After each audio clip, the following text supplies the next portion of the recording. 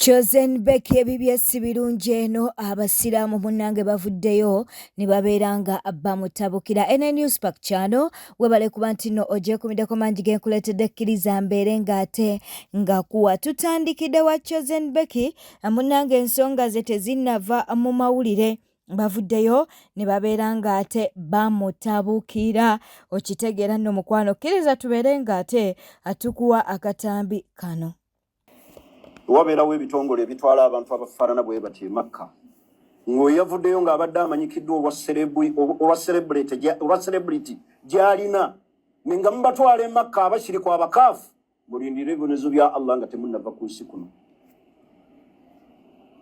Makka ya mizizo teyingirwako mushiriku wadde omukaafu. Allah yakiharamisa fa alayhi la'natullah. Omuntu ayingira n'akolerayo ekikyamu n'akolera ezambi e Makka ng'abo bwe babadde omukyala si mukazi wa halaalani. Wabula otambula n'omuntu ava mu buseegu omwonoonefu gw'oli naye atali mukazi wo n'omutuusa ne ku nnyumba ya Allah olw'okuba wakoze propose. Waman yuridi fiihi bidhulumin biilhaadin ayagalira okukoleramu ekikyamu ng'ayagadde bwagazi kikola nudhikuhu min adhabin alim. Abo bakikoze directly tebayagadde bwagazi wabula bakoze ekikyamu ku nnyumba ya Allah y'ekitiibwa. Baganda bange tutya Allah bwe tutaagulumiza emizizo gyaffe gya busiraamu eddiini yaffe ffe kennyini kugiwa kitiibwa. Makka situwa kusinza Allah abantu bakifudde ekyobulambuzi leisure time ne mutuusaako n'abantu abatali basiraamu ne beetooloola Kaaba ne bajja wano nga bali happy ne bajeeja. Ekigambo ekyo kinene obunene bwakyo Allah ye kennyini yakyeyogerera بالقرآن يجتيبه. أقول قولي هذا واستغفر الله لي ولكم ولجميع المسلمين من كل ذنب. Sami the might munnange kyaddaaki Bobi Wine amudduukiridde era n'abaako okyatoola okitegeera nno katubeere ng'era atumukuwa wadde nga bangi bavuddeyo batandise okubeera ng'ate boogera ebigambo bingi bingi. Bannaaye bannayuganda leero Lwakutaano naku z'omwezi 22 nakedde ku makya purogulaamu yange yakusinkana mukulembeze wange era musinkanye ne twogeramu ne munnyonnyolamu wentuuse. Nebaza bannayuganda abankwatiddeko kuba wano mulimu akutukwatirako bukwatizi naye asitudde obujjanjabi nampa. Abantu babulidde nti n'okusomedde oby okubeera controversial ebyo byobingambye olekerawo okubeera kajjabangu azaala ekibya kiwonge naye twakwagaliza okuwona obulungi muganda wange pulezidenti sikakangende oleme kunafuizibwa obeere ng'obeesobola kama akwasasirire muganda ojja kuba fiiti nze manyi ojja kuba. Ensonga za Dr. Jose Chameleone kw'ossa ne mukyala we Daniella Atim munnange tezinagwa senga asidi alina kyagamba wano. Dr. Jose Chameleone has bad manners, but he loved and he loves his children. Daniella yali amwagala. Era gwe Daniella twagala otuwulire lwaki baawo yavaako n'atandika okunywa enjaga n'atandika okukolakola ebintu ebitategeera yuuyo ayokyezza omuntu. By the way oyo omusajja tayokyangako muntu gwayagala obwenkanya bwobeera nga oli muntu mulungi. Lwaki wayambako Uganda poliisi okugibuulira ani yayokya kalamagi wasirika busigisi. Era nze senga mbadde gavumenti ya Uganda sandi wadde Daniella buyambi okutuusa nga azze mu kooti n'aleetera Kalamagi justice because waliwo n'abamwokya obamanyi. Chameleone was not in that house that night.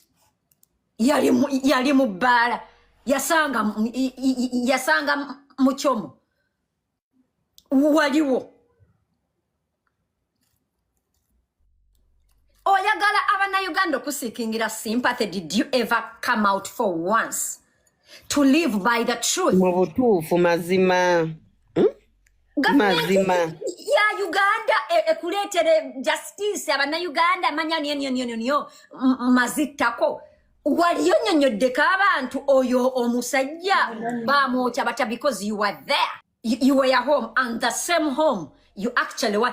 The same home that actually has a lot of memories, a lot of bad memories. The same home whose person's soul lingers around that home and compound, and the environment around. mazima.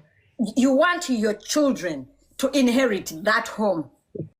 Era if it was not money, ati togamba mbuno bawa badenga tabalabirira, because he used all that money to save your fucking ass as his wife. Yeah. Because you were an accomplice in that murder, you were a witness. He used all the money to save you, bitch. You don't know that? You know that. You were at home. He was not home. The money, Chameleone has never gotten money ever since that day, because every money he makes, they take it. Okugulirira omusango. Bana. Yeah. Omusajja muleke. Era it was after that omusajja natandika okozesa ebiragalalagala nga teyeebaka. Buli kasente kakola bamubulakimairinga wayokya omuntu. Omusajja teyalina wooya yina show. We know that. Dr. Daniella go waliwo bwamanyi buli kimu. Banange abakazi obufumbo bubeeranga buganye tambula. Omusajja teyeebaka talya mmere kasajja katukadda ku mwenge na biragalalagala. Yeah. For once tetuli kusana kuyiya nyimba mpya. Subscribing, liking, leka obaka bwawo mu comment section. Nabire Justin ogamba otya, Idi Mubarak ogamba otya, Adija njagala okubeera nga ate nkubuuzaako omukwano. Bwe tweyongerayo munnange mu mawulire amalala ge tuli mu kuba nti nate tufuna Levickson avuddeyo n'abaako byayogera. Avuddeyo n'abeera nga ate annyonnyola ku mukolo gwe ne Desire Luzinda kati mukyala we. Era ayogedde ne ku nsonga eri munnange Desire we yagwira nga bali mu ssaala. Katubeere nga tubikuwa. Ekina kizeemu dda tewali nnyo kyamaanyi nga mmwe kye mukitwala. Ekintu ekyaliwo gaali maanyi ga Katonda. Omukyalo oyo yali was surrounded by a lot of men of God and women of God abaamusabira, era amaanyi ga Katonda ne gamu I don't know how to say it. Amaanyi ga Katonda gamukkako kuba Katonda alina ebintu binene byamutegekedde mu maaso. So it was a very huge sign, and we bless God for it. Yali time when it is so like now we are feeling so emotional. Engeri gye twakulabamu. And you're feeling so emotional, you know? Yeah, because it was a blessing. Try to share Katonda ekyo, yeah. Bintu biyitingana ku social media tosobola kusanga tubikubuusaako by'omukyala alina abaana abasatu mumanyi. Yeah. N'abaana balina babiri bange. Babiri be babo. Muli mu good terms. Kitiibwa kya Mukama. Wanti? Muli mu good terms. Yeah. Very good. Tewali wonsa. Yo.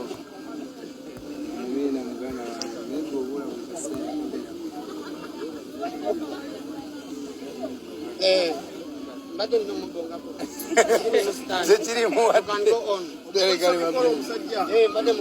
Blessings, my brother. Musabire naye awasebya. Mukama ali naye. Amen. Akusabire otongoze. Ate kati walabanga omwana wa Yesu angize. Allah agenda kukidda. Definitely.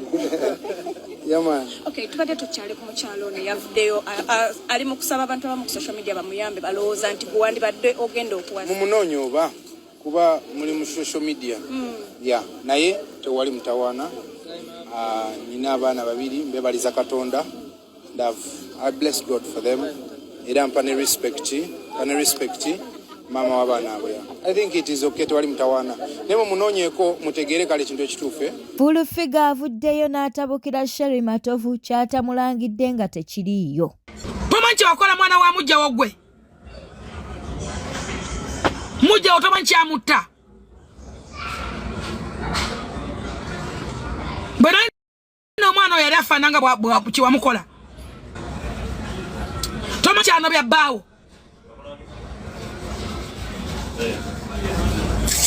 Namuzala mbasajja bana nembafuukira olumbe. Ani yagamba nti okuzaala muntu kitegeeza muntu otutebula mbwe bonna. Mulekerawo okuzaala mba. Golaba Amir yayomba n'essuubi anakyatamuwa. Amir ave wasuba makana agalekawo n'asuula mu nnyumba yakawumbikamu n'ekitundu. Enjawulo ki? Hasuula luddawa. Hasuula mu yenga gw'osulawa. Ajira mu mbozi zammwe.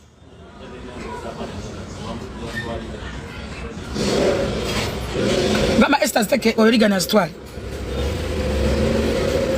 Bana abantu bakwetera ebusungu. Sabade mu bipate byabwe siriyo simba bagala okuntambuliza ko ekibozibozi. Nze nakwawa ko wadate muntambuliza ko gabozibozi gammwe. Mumvire ko dda. Nze nabeta mwanemba kwa wane manya ndi ba life failure. Anazo sikola kana muntu yetunda. Kasa wetunda ke byange bikomaawo.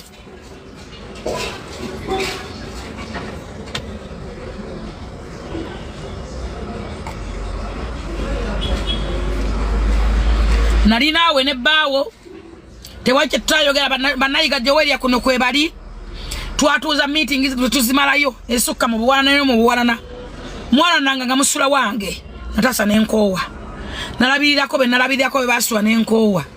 Ebya Elias Lukwago Lord Mayor tebinnagwa bakyagenda mu maaso n'okuba nti nate bamusabula.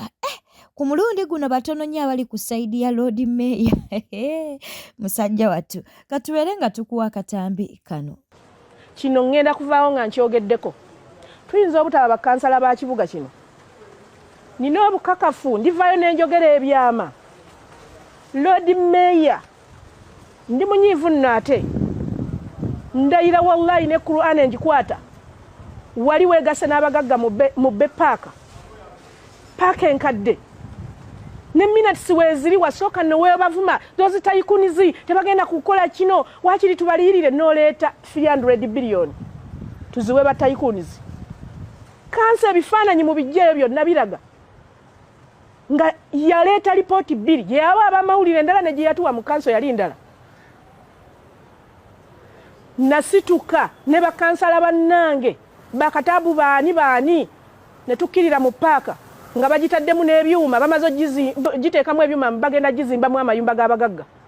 Ishu yange yali eyimiridde ng'egamba nze nagenda okutandika okutegeera n'okuyingira ekibuga nga paaka taata wange ava mu Kampala okujja mu kyalo.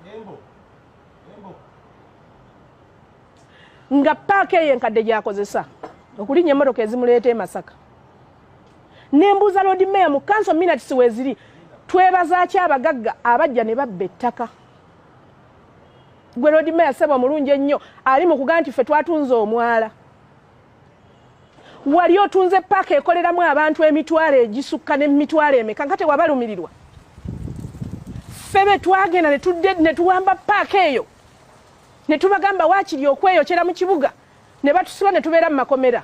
Kiki watutaasa nga otunda paaka? Ffe nga twasirika.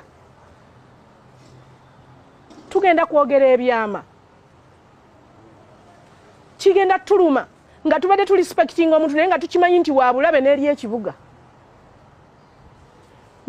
Baatuwa komiti nga tuli ku nsonga z'ekiteezi tunoonyereze ku ttaka. Ne tugenda okunoonyereza nga Lord Mayor y'omu kuyasanga ettaka lya KCC eriri ennakawuka liriko yiika 36. Lukwago gwe ow'amazima ennyo ali mu ttukuba. Lukwago n'abantu bo n'emikwano gyo n'abafamile zo mwegabira ettaka lya KCC buli Idi ayagala okyogerako olwana ne bamugoba ewasali musale tasulako ku bwa Idi. Era Lord Mayor Lukwago and advocates yeewolereza egamba abantu abali ku ttaka eryo baliko mu butuufu KCC yaligayalira n'etalizimbako. Mu Uganda bwe mba n'ettaka lyange n'etalizimbako omuntu waddemba okujja n'alintwalako. singa lyali Lukwago ng'omuntu erya kesisi eryo tunoonyeze ettaka lya kasasiro twazeemu tuguze ye heedi w'ekibuga Lukwago Erias lo faamu ye yeewolereza abaatwala ettaka ly'ekitongole Parliament lwaki yo tevaayo netuyambako ku nsonga eyo Parliament eveeko etuyambeyo etuyambe etubuulire mu kunoonyereza era ngenda kiremerako nange bwemanga sifuna kalulu nga njogedde amazima ngenda kwogera amazima meerere nze bwembeera ne bakansala bannange nayiga Lukwago awo era mbagamba mukolaganye naye naye ku ssaawa envannyuma buli akolaganye naye agenda kumaliriza mukuba gwe mulowooza Lukwago awo ku kanso talinaawo bakansala nga bakwano be lwaki atugatta wamu akube NUP Lord Mayor kyenkusaba tugenda kuvaayo tweswaze naye kijja kukola ensobi nga ffe tukuswaliza mu mazima ameereere nga gwe otuswaliza mu bulimba kansala asayininga wa pulira bawoza kansala kiwandiiko kye tusayiningako mu kanso kiba ekyo kya kanso komiti n'osayininga nti mbaddewo atendensi yange yeeno. Mu mawulire amalala olutalo luba lusseewo wakati wa Ssenga Acid ne Maama Gro katubeere nga tubikuwa. Nga embizzi gye bajjako akakuta nga you're not even confident in your own skin nti on top of bleaching yourself okuviira ddala on the brain up to akagera akasembayo you're in 1,000 filters. I cannot have a problem with you. Sisobola. Era nze by the way sikulinaako buzibu sisobola. So please bw'obeera nga oyagala tambuza ebintu byo bitambuze. Bw'obeera nga oyagala kozesa content wo kola content wo tonkozesa kukola content. Osobola okukola content ng'onvuma, that is fine. I have a lot of people abakola content nga banvuma. Litamizi, kabatamizi, matako wali pabanji. Donasia, like a lot of it, just bantu banji nyonyo. Like abamvuma, and I don't even respond to them because I don't even have a personal relationship with them, so I don't mind. You can do that. Sagala okoze serinya lyange nga omixinze mu futu because I really feel bad for that girl and whatever happened. Nze ndi mama and I'm a person that always advocates for abantu abali mentally challenged, abantu abali oppressed. Do not use my name and drag it in a guise of, you know, I'm a bad person. I don't wish this woman a good life. I don't like that. Era chanumye we okujja n'ogamba nga oyagala abantu ofune sympathy ng'okozesezza my name nti nkulemesa okuyamba fuutu ekyo ekintu kibi nnyo. Nze sikutuma ngako okolenga content that insinuates that ozina fuutu because you're the one that has been doing that. You're the one that has been pushing that narrative because you seek attention. You could have sought attention in a different way. Obadenga o seeking attention inga oyagala abantu era bakwogereko wayamba futu netukwogerako ebirungi techa kumalira no pushing a narrative that you have something deeper owulira achane hamu tetumunenya hamu wabera nga yaleta narrative eyo tetumunenya because it's what you have been pushing. Obadenga olaga abantu nga oli mu kapospa ne food as if tolina mikwano, as if tolina ba Uganda, as if tolina bana bo balala, as if tolina basajja bo ba bakazi bo obachi. You know, that's not me. I did not ask you okola video nga olisa futu. Olina abaana lwaki tukolera video nga obalisa. Not me. Girl, I know what to talk about. I know what to talk about and when. Bw'olitandika okuzina fuutu n'enjagala okukyogerako nja kujja nkyogereko. Opostinga nga oline fuutu omuliisa bwoti. Opostinga omuwadde agamuli omumayiraavu. Opostinga nga muli mu spa only the two of you. Why not with other people? So not me. The problem is not me. The problem is you. You are pushing that picture in people's mind. And okumanya obadde ononyaka amasanyalaze Mami Glo. Abantu bangi nnyo babaddenga ne mu comments zo nga bagamba osiyaga omwana, you did not respond to anybody, but then you jump on me and you try to put words in my mouth. I did not say that, and even if I had said it, hey, listen, I'm entitled to my own mind according to what you put before us to see. Many people say that. So,